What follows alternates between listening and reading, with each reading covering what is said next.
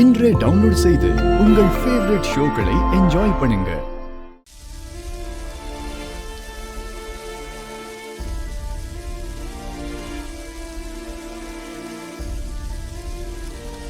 தமிழ் தமிழ்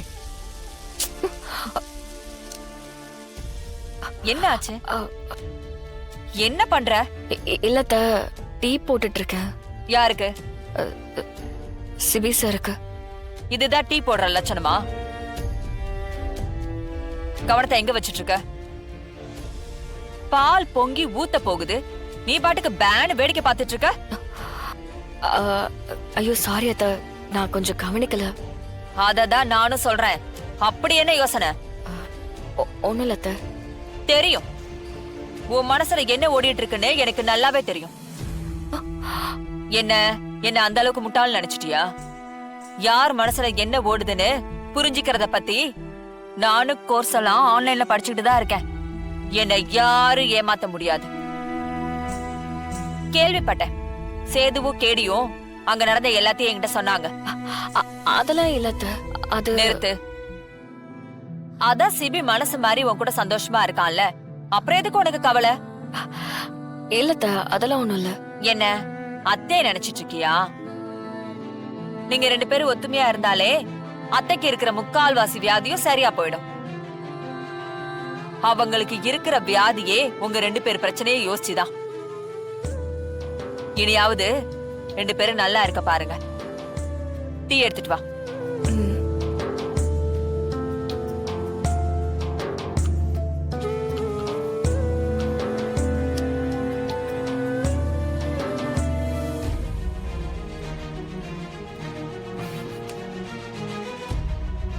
குடு. என்னங்க?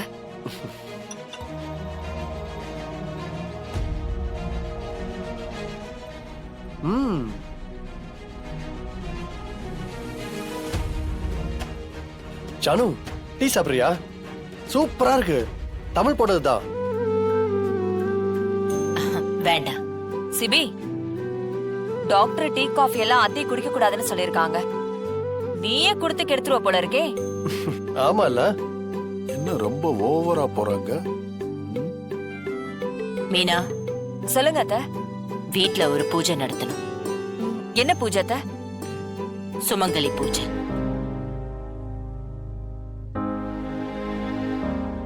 அதுக்கான மாசம் இது இல்லையா அத்தை? இந்த மாசமும் பண்ணுவாங்களா அத்தை? என்ன திடீர்னு? இல்ல, நம்ம வீட்ல நிறைய கெட்டது நடந்திருக்குல்ல. இப்பதான் எல்லாம் கொஞ்சம் கொஞ்சமா சரியாகி சிபியும் தமிழும் சேர்ந்து வாழ ஆரம்பிச்சிருக்காங்க. ஆமா ஆமா, எனக்கு சிபியும் தமிழும் இதே மாதிரி எப்பவும் சந்தோஷமா வாழணும். அதனாலதான் இந்த பூஜைக்கு ஏற்பாடு பண்றேன். நான் ஜோசியர் கிட்ட கேட்டு நாள் குறிச்சிடவா? அதெல்லாம் நான் பாத்துட்டேன். நாளைக்கு வெள்ளிக்கிழமை முகூர்த்த நாள்.